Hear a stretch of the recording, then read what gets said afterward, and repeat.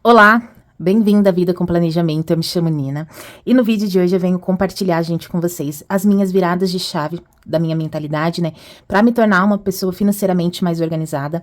Já adianto para vocês que aqui eu não vou explicar, não terá nenhum toque de mágica, né, um passe de mágica que você saia do endividamento já para o investimento assim muito rápido. Não, na minha vida, né, Deus me mostra que tudo tem que ser com muita paciência, tá? Tudo são processos árduos. Então, nesse ano aqui eu completo 5 anos da minha primeira mudança de chave. Então, assim, foi um processo difícil, mas que valeu muito a pena, que hoje eu posso dizer que eu sou muito melhor, infinitamente melhor do que 5 anos atrás.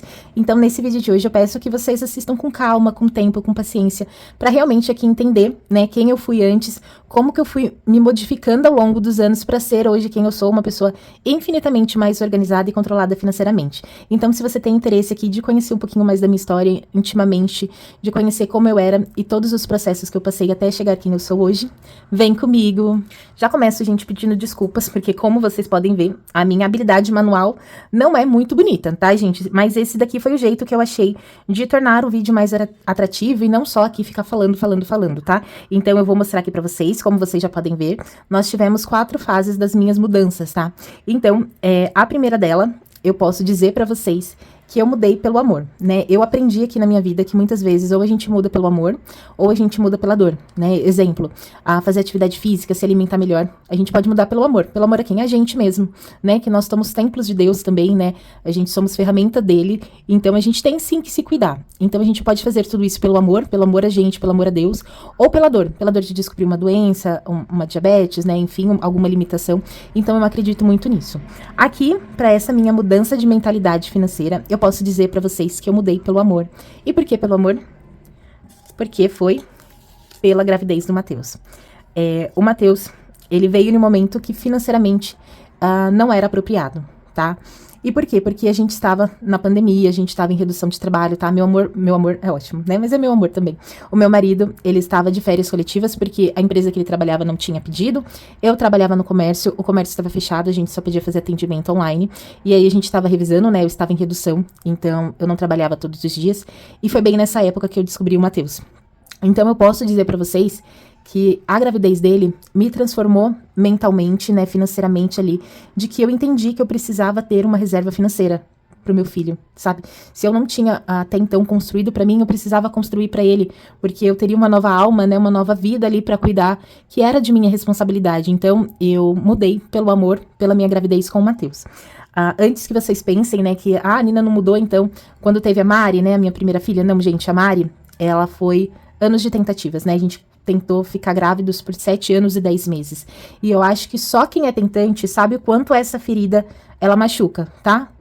Quem já tem filhos, não teve dificuldade, talvez não entenda o tamanho da dor, tá? Muitas pessoas, às vezes, não têm tanta empatia e pode achar que é frescura, né? Não é tudo isso. Mas, gente, só quem é tentante sabe o quanto é difícil lidar com tudo isso, tá?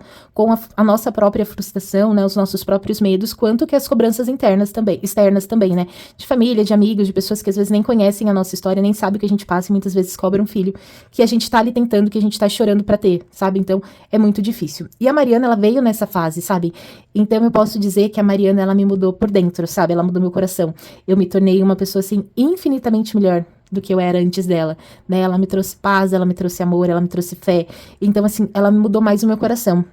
E o Matheus, por vir em uma condição assim, né, por uma época do ano, né, de pandemia, imagina, a gente não sabia o que era isso, né, a gente nunca tinha vivido, eu não sabia se a gente iria sobreviver, se a gente iria passar, como seria tudo, enfim, eram muitos medos. Então, o Matheus, ele veio em uma época diferente e que mudou a minha mente. Então, eu posso dizer pra vocês que a Mari veio pra mudar o meu coração e o Matheus veio pra mudar a minha mentalidade, né, a minha cabeça ali, a minha mente. Então, Deus é perfeito em tudo que faz, né, e ele sabia que eu precisava dos dois e me mandou os dois. Então, eu sou muito grata porque cada um veio para cobrir um buraquinho, né, para somar ali onde eu precisava. Então, a minha primeira mudança de fase ali de mentalidade foi através da gravidez do Matheus, onde com a chegada dele, né, com a gravidez dele, o positivo, eu entendi que eu precisava ter uma reserva, que não dava mais para viver só assim, tá? Na época da Mari, a gente não tinha essa reserva, tá? Mas como eram tempos assim, como eu posso dizer, mais fáceis, né? A gente até que ganhava bem, mas a gente conseguia ali viver minimamente com tudo, tá? A gente gastava tudo que ganhava, então era mais fácil ali. Mas agora com o Matheus, de ter que dividir as contas agora, né? né? Vai vir mais um filho, vai ser fralda. Então, aquele medo mesmo de faltar, de não dar pra fazer tudo como a gente fazia antes. Então, foi assim que eu mudei, tá? Mudei pelo amor da gravidez do Matheus. E a nossa segunda fase, que na verdade poderia também ser a primeira, tá? Que elas aconteceram ali simultaneamente, foi a pandemia. Então, vocês imaginam, né? Eu grávida, na pandemia, em redução de salário, né? Redução de jornada, o meu esposo de férias coletivas, a empresa inteira, porque não tinha pedido, a gente naquela tensão, né? Porque até então, éramos uma família que não tinha reservas, tinha uma filha pequena, né? A Mari nessa época eu acho que tinha 2 anos. Então, assim, era uma família que não tinha nenhuma reserva, que tinha já um filho, estava grávida de novo, e no meio da pandemia, com salários reduzidos, sem saber se teriam empregos após. Então, assim, foi um momento de completo desespero. E eu acredito que esse desespero foi tão grande por a gente não ter uma reserva, tá? Nós, nessa época, gastávamos tudo o que ganhávamos, tá? A gente tinha, assim, vários pequenos luxos, tá? Que hoje eu enxergo que são luxos, porque a gente, por exemplo, ia almoçar fora todo final de semana, né? Onde a gente gastava, sei lá, R$ 100 no mínimo, né, por final de semana. Por mês são R$ 400. Então, assim, é um gasto muito grande, né? Talvez fosse um gasto que não precisasse ser tão alto, né? A gente poderia só ir 2 vezes no shopping, né? Ou almoçar fora. Então, enfim, eu não limitava os meus gastos. Eu gastava realmente tudo que eu ganhava, tá? Enquanto eu não visse ali que a gente tinha feito tudo o que queria, né? Eu não tinha essa paciência de primeiro aportar para depois fazer, sabe? Eu já queria tudo na hora, enfim. Eu era, assim, uma pessoa bem imatura. E eu acho que a pandemia, ela veio para me colocar no meu lugar, sabe? De enxergar que a vida não é só em volta de mim, não é só em volta do que a gente precisa, do que a gente quer, né? Eu acho que tem muito mais do que isso. E com certeza ter uma reserva não é uma futilidade, não é algo assim que não seja uma prioridade. Na verdade, é uma necessidade, tá? Todo mundo precisa ter uma reserva, porque imprevistos é a vida acontecendo. Então, eu acho que aqui a pandemia veio me mudar essa mentalidade. Principalmente também, gente, a questão de estoque. A gente não fazia estoque, tá? Pra mim, nessa época, economizar era comprar poucos itens, tá? Então, eu ia no mercado, eu comprava 2 macarrão, tá, ali pra semana, e 3 molho. Eu achava que aquilo eu tava economizando. Mas aí, na verdade, cada vez que eu ia no mercado, eu pagava preços mais caros, porque eu não tinha estoque. E aí, quando veio a pandemia, e eu lembro assim, gente, claramente, porque realmente me marcou. A gente não tinha arroz em casa, e a gente foi em um ou 2 mercados, não tinha arroz, porque eu não sei se vocês lembram, mas teve uma época que o arroz subiu muito, foi muito caro, e aí tinha alguns mercados que estavam faltando, enfim, e aí eu fiquei desesperada. E ali, tipo, eu entendi que eu precisava fazer um estoque. Não só um estoque por questão financeira, mas um estoque para ter a minha paz de ter ali alimentos, tá? Não tô falando assim, muita coisa, né? Como vocês puderam ver no vídeo de estoque, eu tenho arroz, feijão, café, açúcar, essas coisas assim que para mim são primordiais. Então, para mim, essa questão da pandemia também me mudou muito nesse aspecto de fazer o meu estoque. E aí, depois de tudo isso, né, da gravidez, da mudança, por saber que vai vir uma nova vida pra gente cuidar, da pandemia, que nos transformou também muito, né, ali um pouquinho pela dor, veio a nossa terceira fase da mudança, que foi o uso do cartão de crédito, tá? E pra falar aqui um pouquinho do uso do cartão de crédito, eu vou precisar explicar um pouquinho mais da minha história.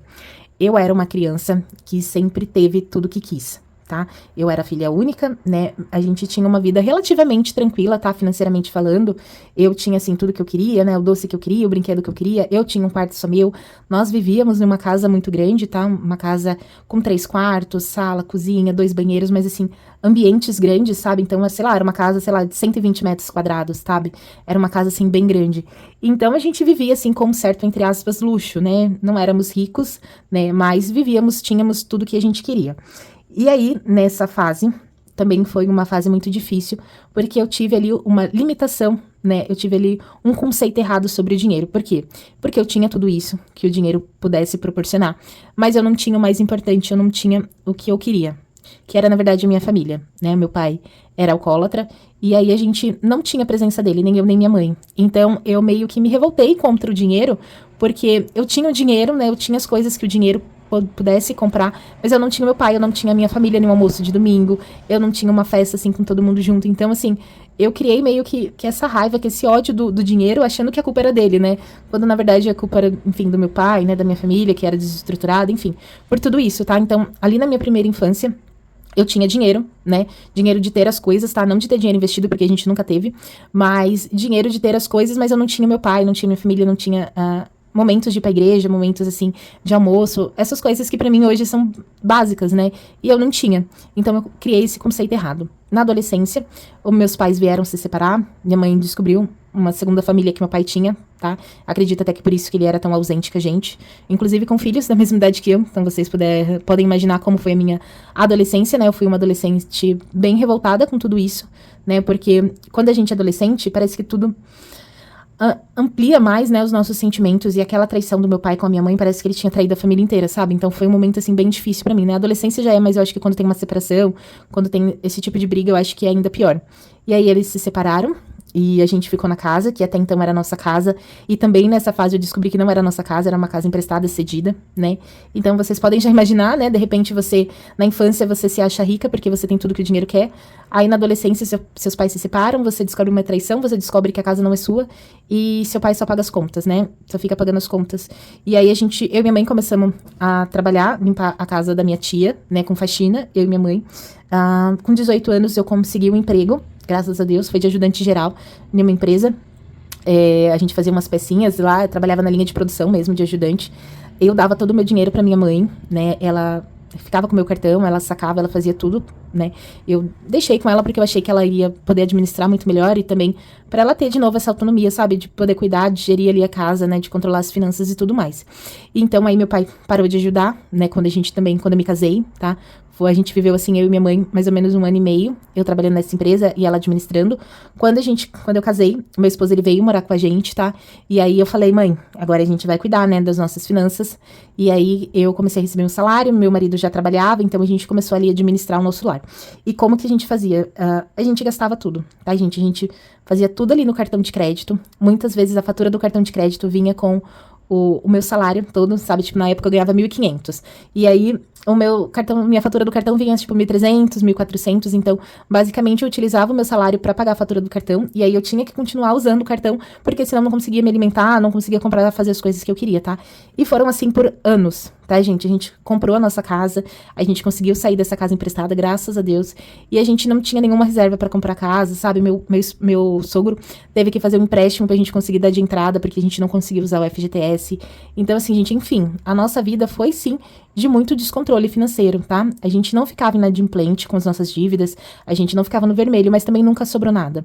E aí veio o nascimento da minha filha, a gente manteve vários luxos, sabe? Por exemplo, na gravidez dela, eu fazia exames de ultrassom particular, tá? Não sei o convênio de vocês, mas o meu sempre foi básico. E o básico normalmente permite apenas um ultrassom por mês. E aí eu queria ver minha filha, né, a todo instante, e aí eu pagava, tá? Eu pagava na época, eu acho que era R$300, tá, gente? Era bem caro pra fazer ultrassom. Não, desculpa, era 150, 300 era pra gêmeos. Era pra R$150, então, assim, era um valor bem caro, tá, gente? Principalmente pra épocas, né? 8 anos atrás, R$150 já é dinheiro hoje, anteriormente eu acho que era ainda mais, né? Então a gente pagava bem caro, mas eu fazia isso todos os meses, sabe? E era uma coisa que não precisava, porque se a gravidez estava indo bem, né? Se nos ultrassons estava dando tudo certo, não tinha pra que fazer tantos ultrassons, né? Mas era algo que meu coração pedia e eu achava que eu tinha dinheiro, que eu podia fazer, enfim. E a gente ia gastando assim, sabe, gente? Como eu disse pra vocês, de ir toda semana no shopping, de toda semana fazer alguma coisa, de ir no mercado sem lista, sabe? E aí você vai comprando tudo que você quer. Então, enfim, a nossa vida foi de muita desordem financeira, sabe? A gente não gastava mais do que a gente podia, mas a gente gastava tudo que a gente tinha. Então, na verdade, a gente nunca teve esse controle. E aí, o que aconteceu aqui com o cartão de crédito? Com tudo isso, né, que eu falei pra vocês, da gravidez do Matheus, da pandemia, naquele mesmo ano, eu falei que a gente precisava acabar com o cartão de crédito. Então, já foram muitos anos aqui de descontrole financeiro, né? E grande culpa nossa, né? Na verdade, toda culpa nossa, mas com o mau uso do cartão de crédito, tá? O cartão de crédito é ruim, gente? Não é ruim. É ruim quando a gente faz mau uso dele. Tanto que, atualmente, 90% dos meus gastos é no cartão de crédito, porque agora eu ganho cashback, então eu vejo que eu uso com inteligência, né? Com sabedoria, né? Tenho ali meus limites, meus tetos de gastos para uso, mas nessa época, gente, eu gastava porque eu achava que era quase uma extensão do meu salário, sabe? Se eu ganhava 1.000 e eu tinha 1.000 de limite, na verdade, eu tinha 2.000. Então, ali eu falei, não, a gente precisa dar um jeito no cartão de crédito. Porque já são muitos anos, né? São desde ali do meu casamento, desde 2009 fazendo esse mau uso, né? Então, no total, já são 11 anos fazendo mau uso desse cartão de crédito. Então, assim, não dá mais. E aí, o que a gente fez? A gente recebeu o nosso 13º naquele ano. E aí, a gente usou o 13º, né? A gente juntou ali pra pagar a fatura do cartão de crédito. E o dinheiro do nosso salário do mês foi pra comprar as coisas. Então, foi mais ou menos isso que a gente fez, tá? Então, o dinheiro do 13º foi para pagar ali o cartão de crédito e o dinheiro do nosso salário foi para pagar as contas e as coisas que a gente queria comprar. Então, dessa forma, foi a forma que a gente achou para ir diminuindo o uso do cartão, tá? Claro que no primeiro mês a gente teve que usar um pouquinho ainda, né? Tinham também algumas parcelas, então, assim, não foi algo assim da noite pro dia, tá? Foi mais ou menos ali de 6 meses a 12 meses para conseguir mesmo zerar o uso do cartão de crédito, mas essa, sim, foi a nossa terceira fase de mudança, que foi zerar o uso de cartão de crédito. Novamente reforço, tá? Não culpa do cartão de crédito. Tem muitos bons cartões de créditos que oferecem benefícios, mas é porque a gente não sabia utilizá-lo. Então, por mais que uma ferramenta seja excelente, se você usar ela de forma errada, ela vai ser ruim, né? Mas pra você, não por culpa dela, por culpa sua. Então, aqui, essa daqui foi a nossa terceira fase, tá? De diminuir e restringir ali o nosso cartão de crédito. E foi dessa forma que a gente fez, utilizando o nosso 13º para pagar a fatura e o dinheiro que a gente tinha do mês ali para viver. Como eu disse pra vocês, no primeiro mês a gente ainda teve que passar no cartão de crédito, porque o dinheiro não deu pra tudo, e aí no próximo mês a gente foi diminuindo algumas parcelas, e aí até que no prazo máximo de 1 ano a gente conseguiu regularizar tudo. E também, gente, foi nessa terceira fase que eu descobri o método dos envelopes, tá? Que eu comecei a entender um pouquinho mais de que eu não queria apenas investir, né? Eu não deveria apenas pensar em investir. Eu deveria, antes de você começar a investir, você tem que fazer sobrar dinheiro. E antes de você fazer sobrar dinheiro, você tem que fazer um planejamento de gastos. Então, assim, não é só investir. Porque se eu for lá na minha caixinha, colocar R$100, eu investi. Mas se eu não fizer a gestão do meu dinheiro, se eu não tiver bem claro o meu plano, eu vou retirar aquele dinheiro e já não vou ter investido.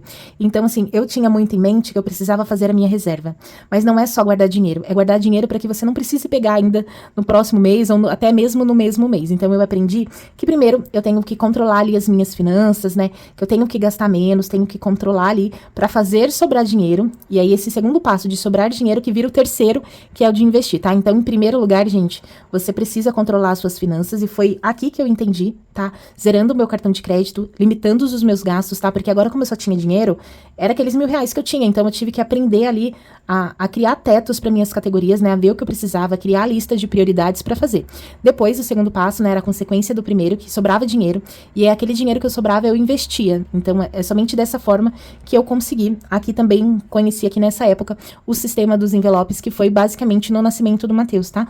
O Matheus, ele nasceu em 2021, então foi mais ou menos aqui que eu conheci os sistemas do envelope, não como eu faço hoje, né? Eu fazia de forma, assim, muito mais limitada, mas foi dali que eu já comecei a entender um pouquinho mais, a conhecer o sistema, a tentar limitar os meus gastos, né? Ainda não usava caderno, não usava planilha, não usava nada, tá? Eu demorei mais ou menos 1 ano e meio ali pra aprender mesmo, pra fazer mais ou menos do jeito que eu faço hoje, tá? Eu comecei a colocar mesmo na prática em 2022, tá? Então, mais ou menos 2021 todo, eu fui aprendendo o meu jeito de fazer a técnica dos envelopes, tá? Então, aqui nesse vídeo, como vocês podem ver, a gente demora tempo mesmo, tá, gente? Pra gente criar o nosso método, pra gente fazer algo que faz sentido pra gente, tá? E que faz diferença.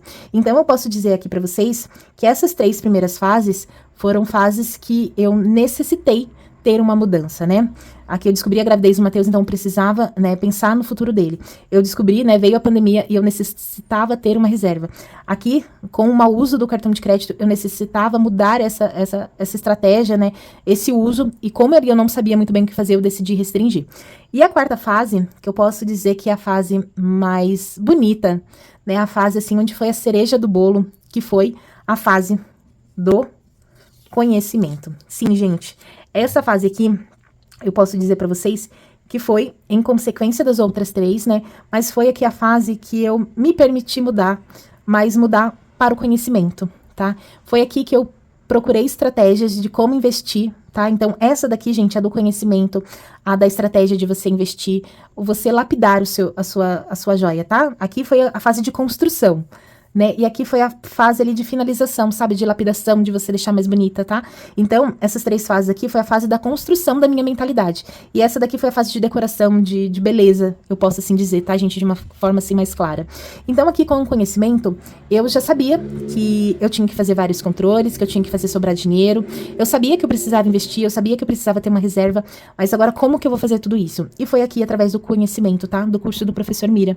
Aqui no curso do Professor Mira, não no curso que eu faço hoje, né, gente? Mas nas aulas gratuitas que ele tem até hoje, né, do Instagram dele, eu percebi que eu podia ter muito mais do que só aquilo que eu achava, tá? Aqui foi a fase, assim, que mais abriu minha mente de possibilidades. Eu percebi que não era só trabalhar, não era só fazer uma reserva, não era só viver ali mês após mês. Eu poderia sim viajar, porque até então, gente, a gente nunca viajava, nunca viajava, tá? A gente viajou na nossa lua de mel porque a gente ganhou essa viagem, tá? A gente fez algumas outras viagens porque a gente também ganhou antes de toda essa mudança. Então, assim, não era algo assim, sabe? A gente não tinha perspectiva de vida. A gente não tinha, assim, vamos conseguir ter mais. Não, gente, pra gente era aquilo, sabe? Aqui, nessa quarta fase, foi a fase que a nossa mente era assim, ó. E essa daqui foi a fase que fez assim, ó. Tchum. Sabe, de abrir, de você falar, gente, a vida é muito mais do que isso.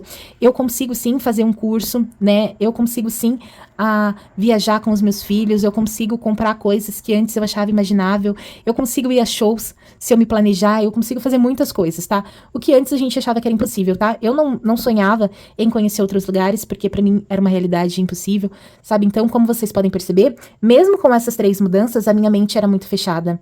Eu era muito reduzida, assim, de sonhos e metas, porque eu nem achava que era possível. Mas aqui, essa daqui foi a mudança, assim, que mais abriu minha mente. Eu consegui ver através dos números que eu podia, sim, fazer uma viagem a cada 2 anos. Eu podia chegar a R$1 milhão investidos, tá? Então, assim, foi onde eu realmente expandi a minha mente. Então, aqui, eu conheci o professor Mira. Ele deu as aulas lá gratuitas, tá? Se chama Mira... Como é que é? Eu vou deixar aqui uma fotinha pra vocês, porque eu realmente não lembro. E aí eu aprendi aqui a fazer os cálculos, tá? De quanto você tem que investir, quanto de rentabilidade você precisa. E foi através dele que eu consegui fazer a minha planilha, né, de investimentos de que eu tenho hoje, dos meus controles. Então, gente, aqui nessa última fase foi a fase de lapidação, mas também a fase de abertura de mente. Tá? Então, essas daqui, gente, foram meus 4 processos, as minhas 4 viradas de chave, tá? Foi na gravidez do Matheus, com a pandemia, com a isenção, né, a exclusão do uso do cartão de crédito e com o conhecimento, né, com essa mudança, essa abertura de mentalidade aqui do professor Mira, tá? Eu venho aqui reforçar nesse vídeo como o meu processo foi longo. Acredito que a maioria dos processos sejam assim, tá? Ninguém já começa investindo. Primeiro você tem que controlar seus gastos, limitar, fazer o dinheiro sobrar para assim conseguir investir, tá? Então tudo é um passo a passo. Não se cobre tanto, sabe? Não se cobre chegar já lá na parte final sem passar pelos outros caminhos, tá? Tudo é uma escada, ninguém chega lá no último degrau sem dar passo por passo. Então é isso que eu quero aqui enfatizar, tá? Talvez demore, e demorar é normal, principalmente quando é uma mudança de mentalidade. Então eu quero deixar isso daqui como uma forma de incentivo para vocês também começarem, tá bom? Então espero muito que vocês tenham gostado. Até o próximo vídeo. Um super beijo e tchau, tchau.